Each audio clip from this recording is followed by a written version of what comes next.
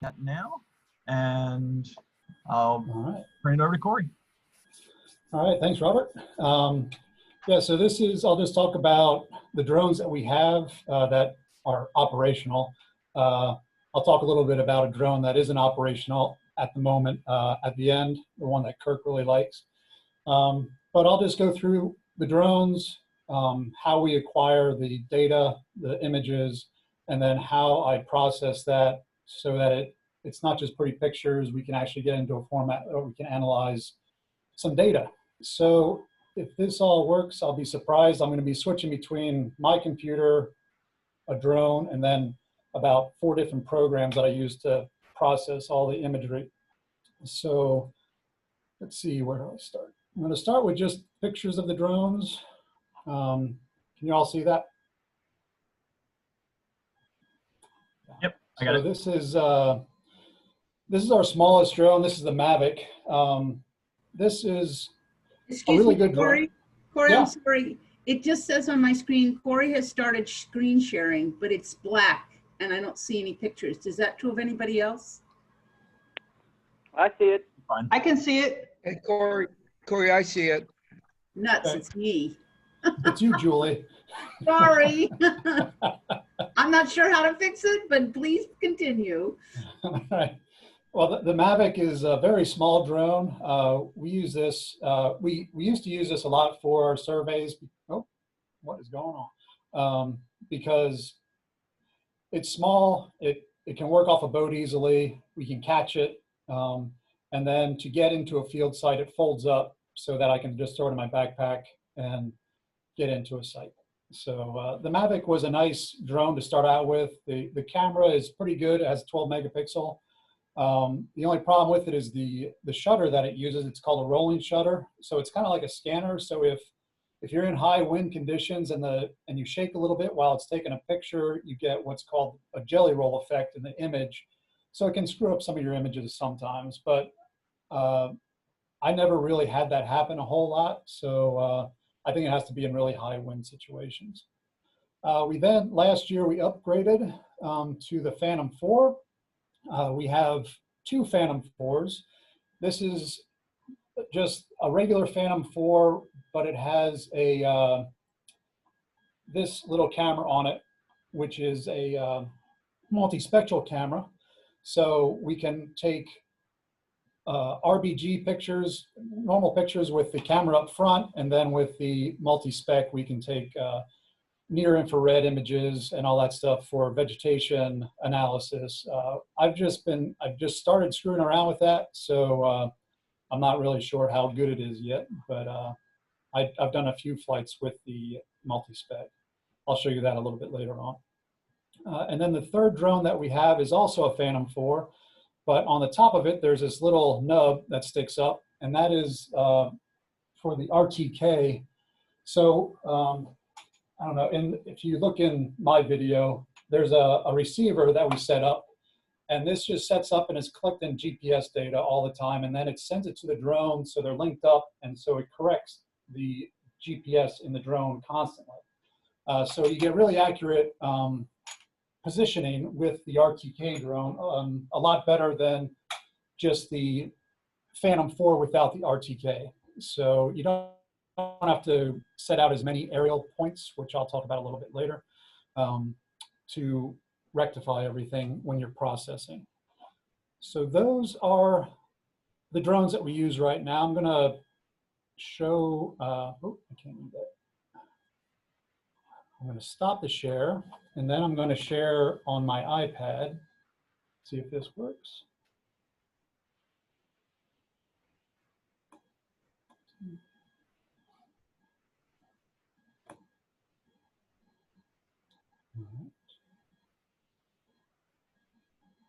Hopefully my iPad will come up now, yeah, all right. And so when we're just doing a normal flight with the drone, DJI is the program that we use, which is the company that makes the drones. So this, we can get right into the cameras and everything, so you can kind of see what I see when I'm flying. I was hoping that I could actually fly the drone while I was doing this, but I would have to be outside. So, so you're just getting a view of my office right now. With this, you can control everything on the drone. This is how I fly it. The joystick will control at this point. You can switch between camera or video. It does both. You can adjust white balance, all that good stuff. But when we're out doing surveys, I mainly use a program called Pix4D. And this is Pix4D. You can set up flights. So you can just put in a boundary on where you want to fly. You can set how high you want to go, your elevation, and how fast you want to fly. And it will actually set up a flight for you, and all you do is hit start. It would automatically upload to the drone. Just hit next. And then if everything is copacetic, everything gets uploaded correctly. I'm inside, so it's not going to work. There's another button that comes up and says take off. So you just hit take off. It takes off automatically, flies its survey, takes all the pictures, comes back and lands on its own. You don't do anything. You basically just watch it do its thing. The only thing you have to watch out for is battery life. So, for the Mavic, I usually fly about 20 minutes with the Mavic. With the Phantom 4s, I can usually get up to 27 minutes, depending on wind situations. So that is basically how I conduct a survey using the drones. It's pretty automated. Pix4D does everything that I needed to do, and then after I get back, that's when all the hard stuff happens, when you actually have to process everything. But it's not really that hard. So let me get back to Zoom and stop sharing. All right. Now I'm going to, once we have all the pictures and everything, then I bring everything into, where is it? I have to close something. I guess I have too many things open.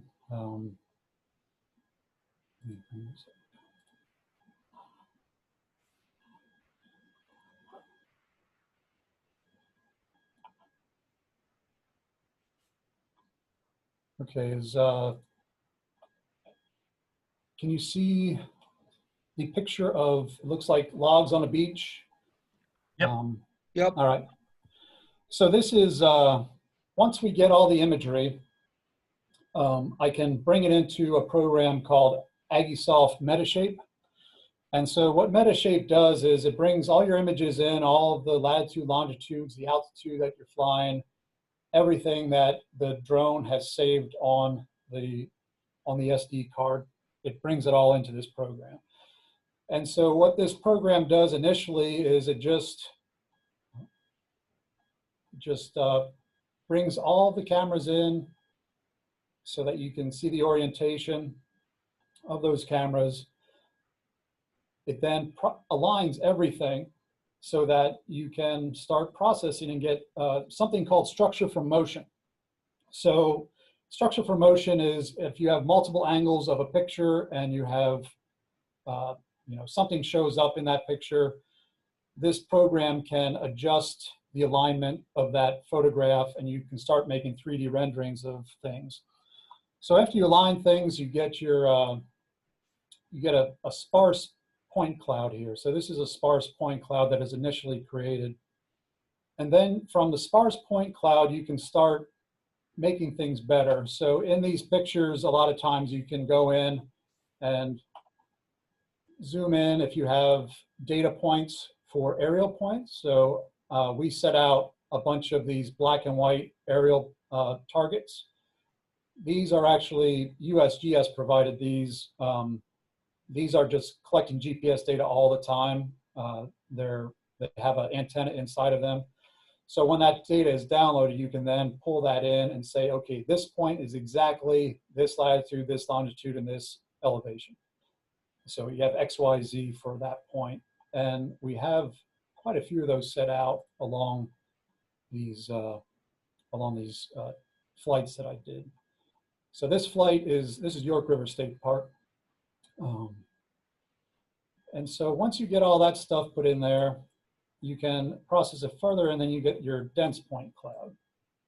And so these are all points. These are not, this is not a picture. These are actual points, and you can see as I zoom in, it starts, you start getting points of everything. So these have an X, Y, and Z for every point that's in this rendering right here. So with the, this was done, this is again York River State Park, the North Bluff, which has some pretty good erosion going on. But you can see that there's some areas from doing a flight from above that you miss some data. So like underneath this little cliff here, I'm missing data. So what I normally do with these bluff faces is I do an oblique flight also. So here's the north face, but an oblique flight. So now that data is starting to get filled in that was lost in the over top flight. So oblique means I just put the camera, I put the drone right in front of the cliff face, and then I move laterally left or right down the cliff face, just taking pictures as I go along. And then I do that for multiple passes at different elevations so that all these pictures can be stitched together, and you get a nice rendering of the face, and you get really good imagery of what's underneath the cliffs that would normally be missed by the overflight, the flight that I do over top of the cliffs. So that's why I do two different types of flights on these eroded banks. I do the normal over top flight, and then I do the oblique flight. So once you have all this fun stuff, you can, let me bring in another file. I wanted to bring in, this is Mount Folly. This was a pretty massive eroded bank that basically at the top of this bluff, they removed the trees, and there's a road that comes in here. And so all the runoff comes down this road, hits this bluff, and it just eroded everything away. So, but you can see this is a point cloud also. So it's pretty good. You get pretty good resolution with these drones. The Phantom 4, like I said, has a better megapixel than the Mavic, but the Mavic will still give you comparable imagery. So now we have all these pretty pictures. You can actually make videos of these renderings and all that stuff, but what do you do from there? So with all this, you can export orthomosaics, you can export DEMs, you can export an LAS file for basically, we call it poor man's LiDAR. This is what I'm doing basically. And USGS, the group that we were working with, they're actually comparing their ground-based LiDAR with our drone imagery, and they also did some very accurate base station type GPS work out there also. So they're pulling this all together right now to see how drones compare to ground-based LiDAR, compared to, you know, their arrow points, compared to just doing a drone flight. So all that should be coming out pretty soon, I'm hoping. Haven't heard from them for a while. But let me move on to, where's my ARC? All right, so once we had all this stuff, we can export orthomosaics. So with the orthomosaics, you can pull them into ArcGIS. So this is Captain Sinclair's, which is one of our field sites that we use for living shorelines, all kinds of stuff, oyster reefs. So we have at Captain Sinclair's and Land's End, we have a natural marsh over here, which is Land's End. So this is the natural area. And then we have the stone structure, which is a living shoreline at Captain Sinclair itself. That's the name of this point right here. And then also at Captain Sinclair's in the marsh at the point out here, they put out oyster bags. So we've just been doing flights over these areas just to see how things are doing. And you can compare through the years. So at Captain Sinclair's, we have quite a few years. I'll go back to the earliest flight, which was 2017. You can see in 2017, this area, they had just planted some Spartina patens. So you can still see that they're in clumps. They're kind of sparse. But as you go through the years, you can see how it grows. And it just keeps on getting better. And you don't see much erosion anymore along the rock face. Behind the rocks, you can see these nice alterniflora marshes coming in. You can actually see our minnow buckets that we sent out. The resolution of this thing is pretty good. You can almost see in some of the images that I have, you can almost see the oysters on the rocks. So let me go to Land's End, because Land's End is, we're having some problems at Land's End due to erosion. So this is the first flight that I did at Land's End. This is 2017. And then the next picture is 2018. You can see that this area kind of recessed a bit. We lost some vegetation right in here and along here. And then in 2018, lost a little bit more. And particularly over here, this got cut out pretty good.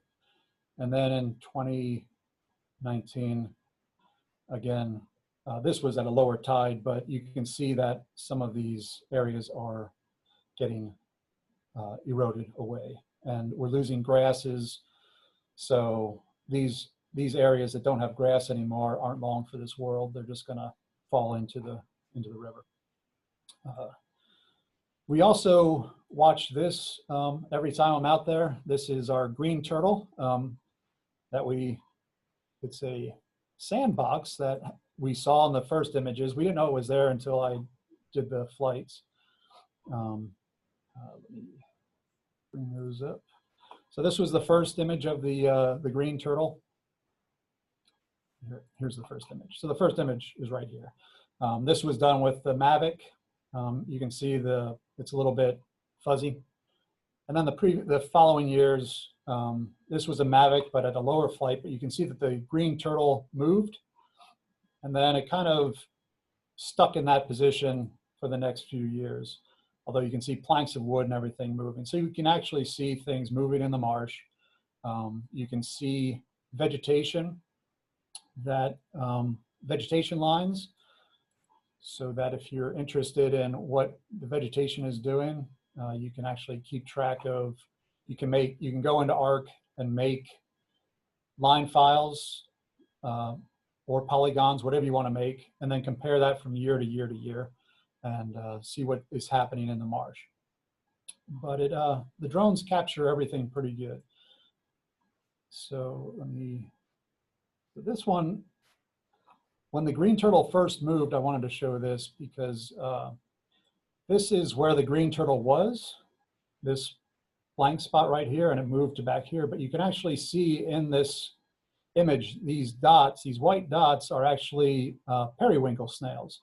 So if we really wanted to, I could fly lower and we could probably count periwinkles or fiddler crabs or whatever we wanted to in the marsh. The resolution is that good in these orthomosaics. We were also doing some work out here on the oyster reefs, just to see what was happening out here. This is a wave attenuation study that we're doing with Becky. I forget her last name right now. She's from Australia. And so we put sensors in front of and behind the oyster reefs just to see how the waves are attenuated by these structures. We also do it at the living shoreline and the natural marsh. But I thought it was interesting. I did this flight in 2018. And then in 2019, I was just out there, well, actually did in 2020. I was just out there in June. And you can see that there's some erosion going on, even behind the oyster reefs. So the oyster reefs don't seem to be performing as well as they should be. So you can see this grass spit right here. Granted, there's a break in the oyster reef right here. And you can see how that break is actually eroding away, taking away some of the plants. And so this area is just going to blow out, and we're going to have a separate little grass island here, broken away from the point.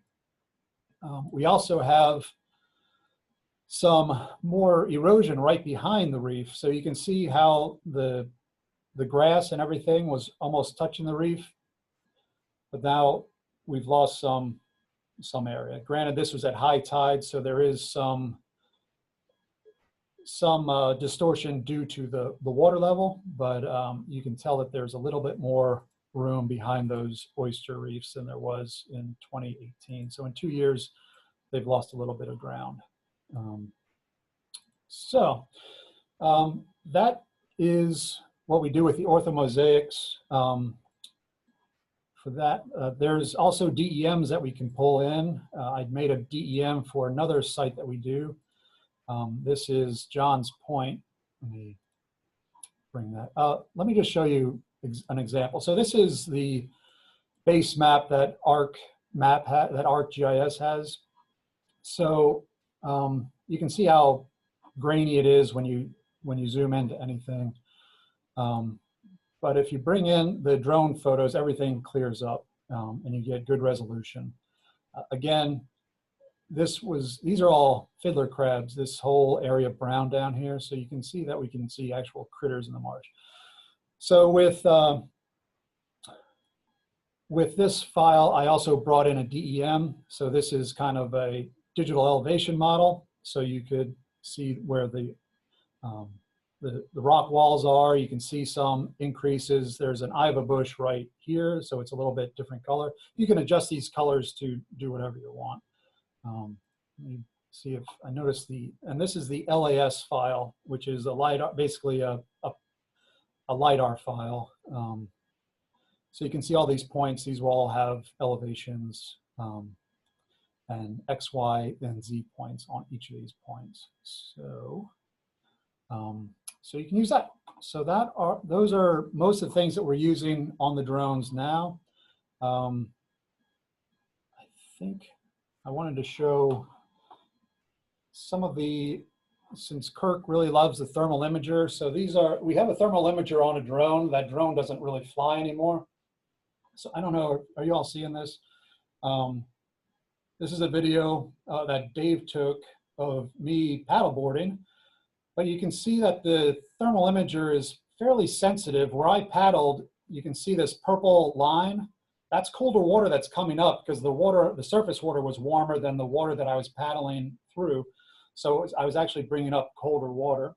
And then there's another video of my veins. So this thermal imager is pretty sensitive. It was pretty cold that day. So my hands were cold, but you can see, raindrops on my pants.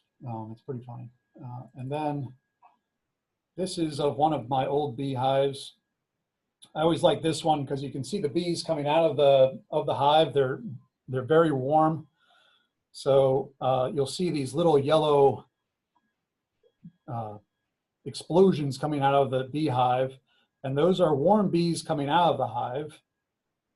And you can actually see how far over the hive extends within the hive body. So here we got some bees leaving the hive. And then there's a few that come back, and you can see how dark they are when they go into the entrance of the hive. So the bees, when they leave the hive, are about, I don't know, they're about 105 degrees. And when they come back, they're usually about air temperature when they come back. So they do cool down when they're out there. So that, I think I'm going to stop sharing at this point. So that is really quick and dirty what I do with the drones.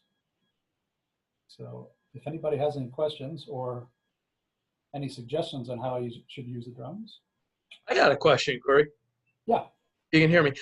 Yeah, so you were showing those, the first images you were showing that showed what looked like a photo, but turned out to be like lots and lots of points.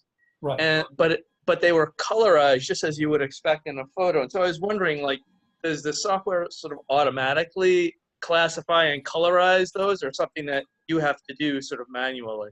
No, it colorizes it from the photos. So it says at this point where the photo is, it's this color. So it takes the color that's from the photos that I took and automatically puts that into the point cloud. So you don't have to do anything.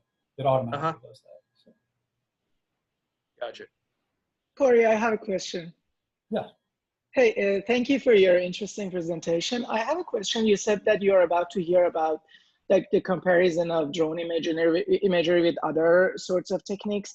So based on your like experience of working, what do you expect to be the advantages and disadvantages of this method, like with some other like techniques like satellite photos and like that? And then based on that, what do you think would be the something like optimum use cases of drones in the future?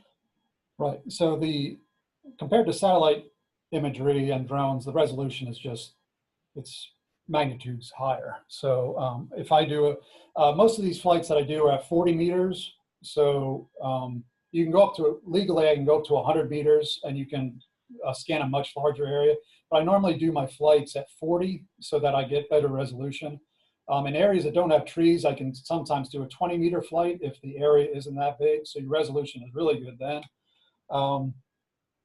Comparing between what we're doing with the USGS right now is, you know, to do a ground-based LiDAR study and a normal survey with using their base stations and GPSs and everything, that can take a whole day.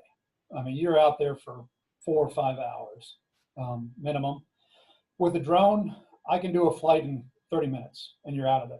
So it all depends on what kind of accuracy you want. If you want really accurate points, you need to set out your aerial targets, get those GPSed in. That can take a few hours, but compared to old surveys, drones to get to the finished product is a lot faster than the old survey techniques. What USGS is looking at now is to compare whether it is worth that, how accurate the drones are. So if it is worth that limitation in accuracy, you know, if it's 1 centimeter compared to a ½ centimeter, you know, accuracy, just go with the drones. If it's ½ centimeter compared to 10 centimeters, then we got a problem. So, so that is the main advantage with the drones. They're quick, easy. They're small enough that you can get in, get out before anybody knows you're there. Granted, with the I have my license, my pilot's license, so I do get authorization before I fly in areas. But there are some areas that you're not allowed to fly. So, so those areas, you kind of have to think about what you want to do in those areas. So. Thank you. So I guess what you're basically saying is that you can get much more frequent data, much more easier with drones, and any use case that might need like this high frequency of data, that any sort of movement or change that requires that, the drones are probably the best option. Right, right. So I can go to a site every day, every week, every month, whatever, with a drone. Whereas with the base station, you know, you have to set up the base station, let that acquire their satellites, and then you're out there taking points while that's acquiring. So you can be on site for a long time. With the ground-based LiDAR, also pulls from that base station. So you're setting up the ground-based LiDAR that USGS was using. They would set up at one area, it would take its scan, move to another area, take a scan, move to another area, take a scan. This new one that they have is a lot faster than the old one, but I can still do a drone flight faster than they can do a ground-based LiDAR survey. So. Corey, what is the accuracy we're talking about here? With the RTK drone, with 1 or 2 arrow points, I can get to about 2 centimeter accuracy. with the arrow points that USGS sent out, they put out 10 arrow points, which show up in the imagery also. Once we post-process that, I have a feeling we're going to get down into the sub-centimeter range. So it's going to be pretty good. That's impressive. Yeah. And that's X, Y, Z. We're still probably in the 2 to 5 centimeter range, but hopefully with the arrow points, that'll tighten it up a little bit. I have a question for you, Corey. Yeah. There are other groups at VIMS that are also flying drones, Yeah. both above the water and under the water, but I'm referring to other groups that are doing the same kind of drone work that you are. Is there, like the GIS group that shares information, is there a sharing of information across drone flyers, especially people who are flying the same shorelines, like Captain Sinclairs? Not that I know of. Is that something you'd be interested in doing? Sure. I mean, we have the drone flights. You know, why not? Who else is doing drone flights out of Captain Sinclair's? Do you know? Scott Hardaway's group. Oh, they have a drone.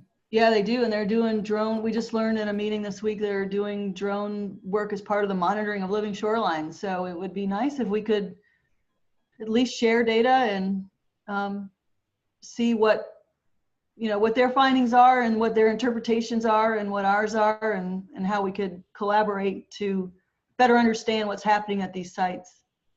Right. I mean, our flights were done for the NSF project, and I know we're just finalizing that. And I know there's some papers going out, so I don't know. Donna will have to approve me giving drone data. I understand. Out, but they are the ones who set out the shellback sill. Yeah, they're not working so good. And they're monitoring it as well and coming up with conclusions. So I'm just curious if they're coming up with the same or different conclusions that you are. Yeah. It was really cool to see the energy coming through the gap and the ability to make very fine measurements of marsh edge changes. So yeah. I think there's a lot of applications for monitoring living shorelines. Yeah, we have at Captain Sinclair's, I have at least 4 years of flights from Captain Sinclair's. Land's End, I think I have just as many. The Oyster Reef, I only have 2 or 3 flights. So, but I'll be doing more out there because we're doing another project with Becky from Australia, and we'll do some more work on those oyster reefs. Did you ever find out if you could fly all 3 of the JRA sites that I sent you, especially the one with the prison and Appomattox on the Appomattox? I think they were all fine. I'll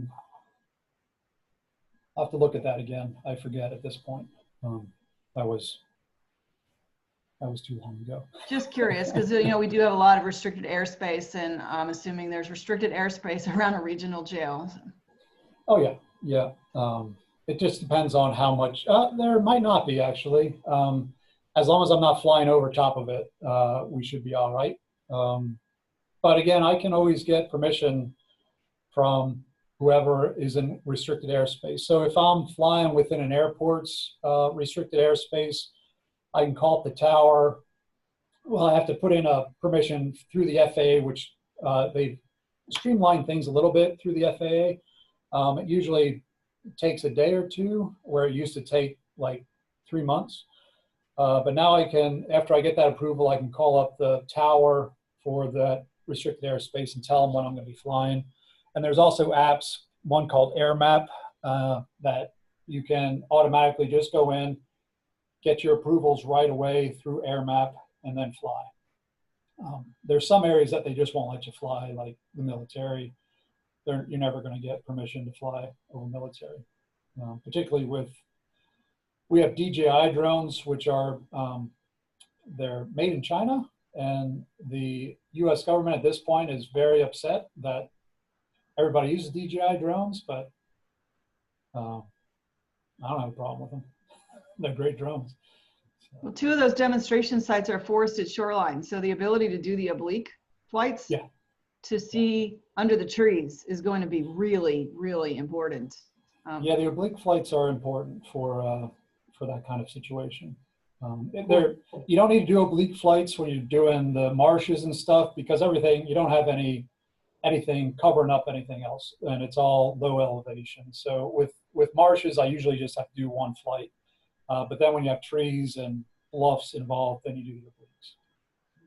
Very cool. Thank you so much for sharing, Corey. Sure. Yeah, you mentioned the other groups at VIMS. Dong Lai, they have some drones. They do a lot of the harmful algal bloom work. And then Matt Kerwin, he does the ghost forests. So they're flying over forests that are dying due to salt intrusion. So they're monitoring with drones. Yeah, the HAB imagery is really, really cool too. Yeah. Yeah, you can pick, the one time there was a diesel spill in New York. I flew our drone over and you could pick it up easily. So the drones can be used for a lot of different things. Oil spills, HABs, whatever you want. As long as there's a trained operator like you who's sitting in a chair and knows how to manage all the files and pull it all together to make it meaningful. Yeah, it's a little bit difficult to stitch imagery together when you're flying over water, because we had thought about doing that for our marine debris stuff, because you can see buoys, and if the water's shallow enough, you can see pots underwater. But with water, it's too reflective, so the program has nothing to tie together. So it just can't do flights over water. You can't stitch that kind of stuff together. So in that situation, you just have to kind of fly high enough so you get a large enough area and just take pictures, and you can pull in individual pictures then and mark buoys or whatever you want to do at that point. So. Hey, Corey, do you think if there's a boat going by and so you have a wake as a marker, it can stitch them together? Maybe. It gets confused a bit when there's moving objects in the picture.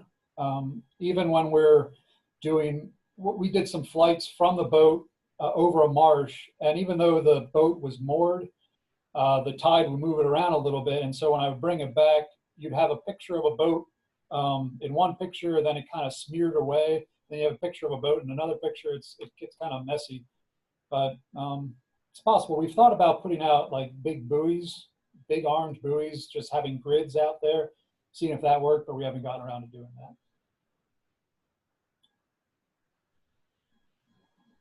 I have another question, Corey. Like, I was thinking of like the possibility of having these drones like automatically getting like images and like repeat that on it, like some scheduling thing. So for doing that, I think one requirement is that if it is like possible based on regulation. The other thing is that, are they smart enough to decide to change their elevation and like go focus more on something or like come up or things like that? Or is it just a human being that handles them and decides right now? Or how do you, yeah, how is that possible? It will not, it's, when I do the surveys, I can only put in the elevation I want to fly. So if I tell it to fly at 40 meters, it's going to fly at 40 meters and it's not going to deviate from that 40 meters. And that's 40 meters from where you take off. So it goes up to 40 meters right when it takes off and then flies. And it deviates only a few centimeters in elevation, since the GPSs in these things are so good now. Now, if you're flying and you see something that you want to change the angle of the camera or something, you can do that. So while on the fly, you can change certain parameters. I'm not sure if you can change elevation when it's already programmed in. But if you need to go back, if you see something interesting when you're doing your survey, you can go back and just fly it manually and zoom in, fly lower, do whatever you want manually. But Corey, it also has the sensors to avoid collisions too. Right. Yeah. So the Mavic, the small one, that has forward-looking sensors and downward-looking sensors, so it won't run into something. And if it comes down and there's something underneath it, it will stop. The Phantom 4s, they have forward-looking, side-looking, down-looking, and I believe they have, they have rear-looking sensors also. So basically 360 around the drone. It's not going to run into anything. it will stop 5 meters away from whatever it's going to run into. So they're getting a lot smarter, a lot quicker than I think anybody realized. So, you know, in the few years that we've been flying drones, the thermal drone that we have, that is so, we got that, I think we got that like 5 years ago, Kirk, or 6 years ago. And that's all, I can't fly it anymore because it's not supported. The Mavic, there's already Mavic 2 out, that came out 2 years ago. The Phantom 4s, I think they're going to be around for a while because they're such good platforms. So, we'll see.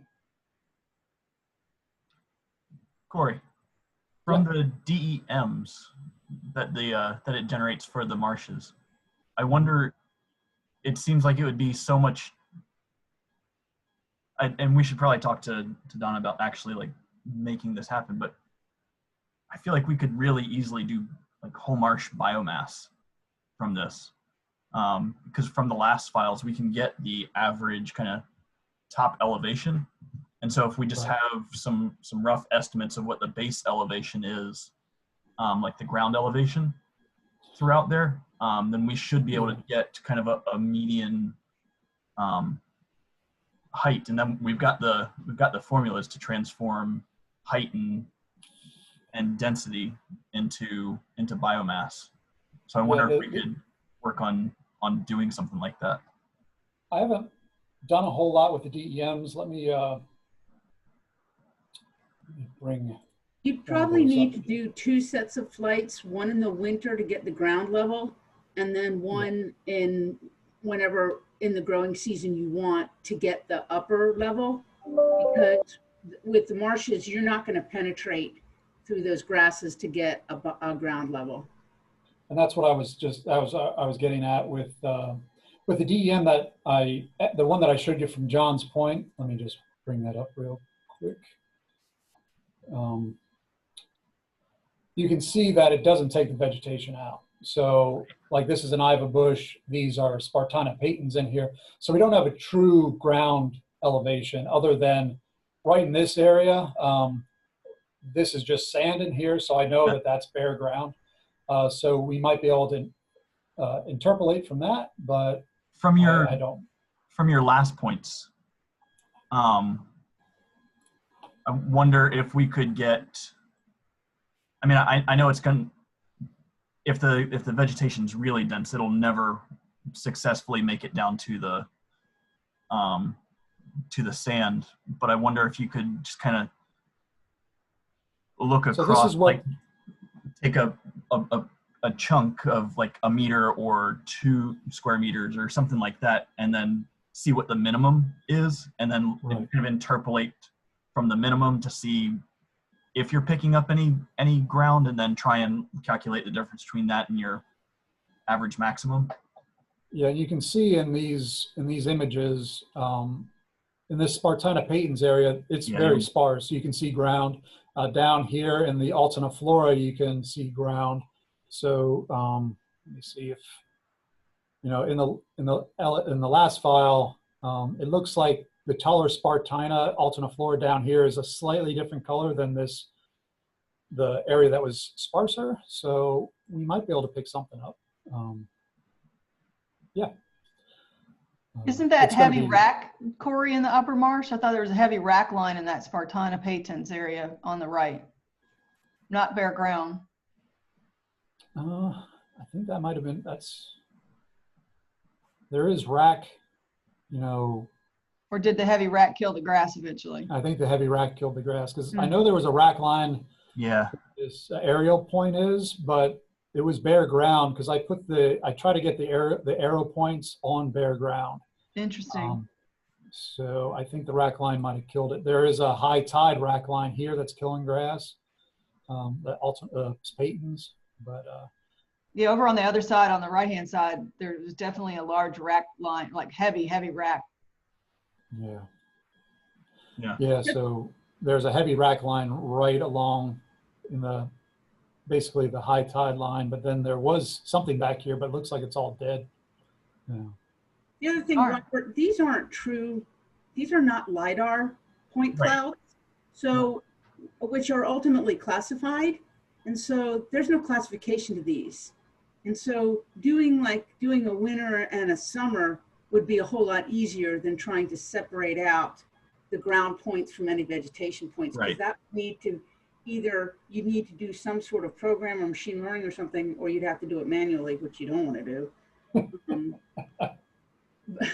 Right, Corey? That's right. Not it. I got your back. I'll turn that off before you guys come up with any more ideas. Yeah. Yeah, no, this is fantastic, and I assume that Kirk and Donna and Julie and you all have already thought about how we can, what sort of grants and who to target this, because it really feels like targeting, you know, a handful of sites around here and just trying to find some funding to do targeted, frequent drone flights so that we're really getting really nice, accurate tracking on those sites through time would be useful. So yeah, Land's End is interesting just because the amount of erosion that we've seen in the last few years just on that shoreline compared to Captain Sinclairs, which is, you know, not even a quarter mile away, with the living shoreline, which has stabilized everything, compared to the Oyster Reef, which is helping a little bit, but there's still some erosion going on there. So yeah. That's why I wanted to give this talk, just to get it out, you know, let you all know what we can do with the drones, and then you guys can write grants, because that's not my job.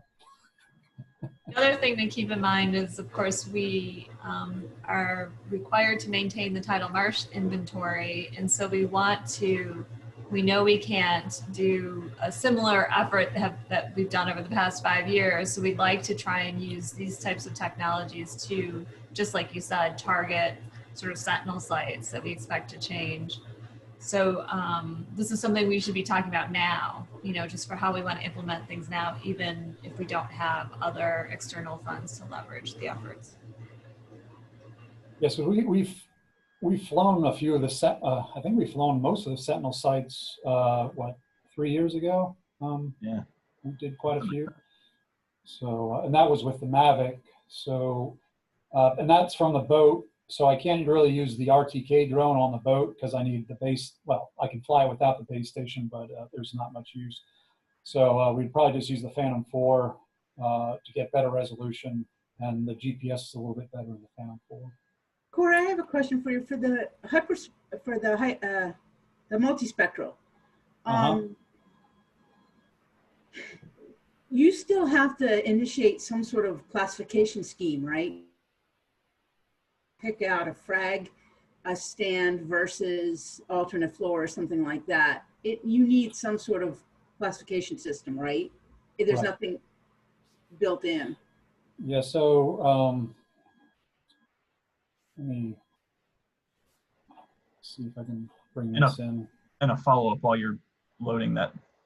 Is the multispectral also the RTK drone? Are they the same drone, or is it on a separate? No, I when we were ordering these, I tried to get the RTK put onto the put on the multispec, but there's too many wires going on in there. So.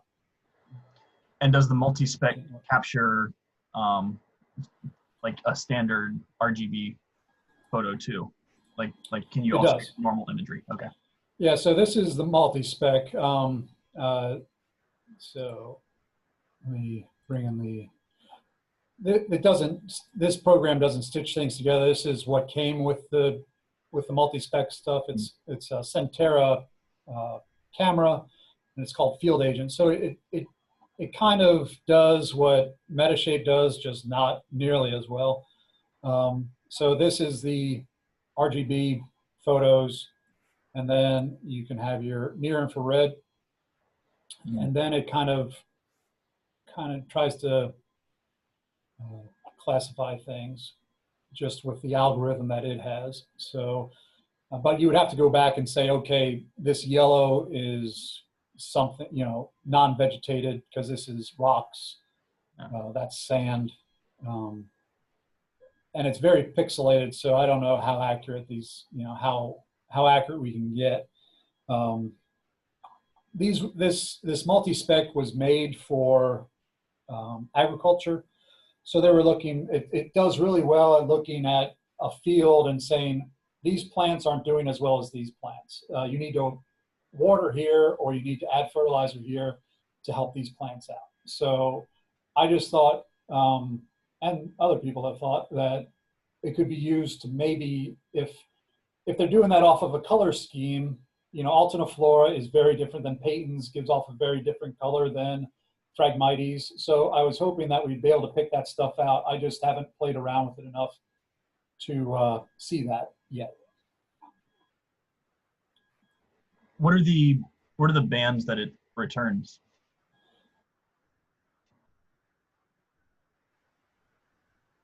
Well, infrared uses the so the multi-spec is basically just your normal RGB, and then the NIR, the near infrared. So that's why they call it multi-spec. Gotcha.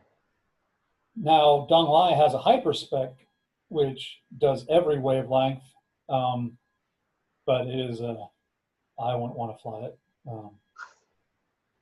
The drone they got a huge drone for that thing. I mean, it's gigantic, and the HyperSpec camera itself was several tens of thousands of dollars. And from the training that we went through for it, really didn't it didn't work as seamlessly as they had said it would. So with the HyperSpec, they were hoping to do different wavelengths as they're flying, so they could see the different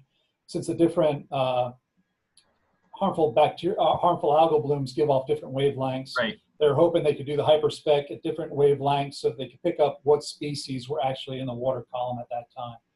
But I haven't seen anything come out of that group yet to see if it's actually worked. Yeah. In the field, it might work in the lab, but that doesn't help you much. So. Yeah, I'd really like to take those that composite imagery and start looking into like convolutional neural networks and things like that for classification. If we can feed it in some training information, just to see if it can start spitting out some, just automating. And I don't know how much we can do, because it's going to vary depending on lighting that day or time of year and all of those things. But if we could kind of automate classification of even just boundaries, and then go back in and roughly classify whether that was Alterniflora or Peyton's or something like that, that might be useful. You might be able to do it even without the multi-spec. I mean, the coloration is so different between Alterniflora, Peyton's, Phragmites. You start getting into some issues with the Sticulus and the plants in the high marsh, but you can definitely get that low marsh boundary and a boundary with Phragmites, and even with needle rush. Let me yeah, I mean, the needle rush shows up dark. Yeah. Oops, not that one. So yeah, this is over here. This light brown is all needle rush. Can you, when you have a chance, send me one of the composited TIFFs? Sure. I almost feel like we could possibly. You just want the orthomosaic? The orthomosaic is what you want? Yeah. Okay. I mean, yeah, these are all on the shared drive. So even something like Photoshop has some fairly good edge detection tools within it, and so we might almost be able to just kind of drop that on and then convert them to a bitmap, which would provide a trace and maybe polygons. So right, because even here, like in this picture from Land's End, you can tell Alterniflora is right along this boundary, and then you have your high tide line, and then you have Peyton's right behind it, which is a slightly lighter color. And then you start getting into your needle rush in the back here. Yep. The brown. I believe this site. And you can see healthy versus not healthy. alterniflora too. There was frag at this site. I think it might be these tufts back here, Yeah. but it wasn't a large clump. So, but Phragmites, it shows up beautifully when you have a large area of Phragmites. So that wouldn't be difficult. Cool. Yeah.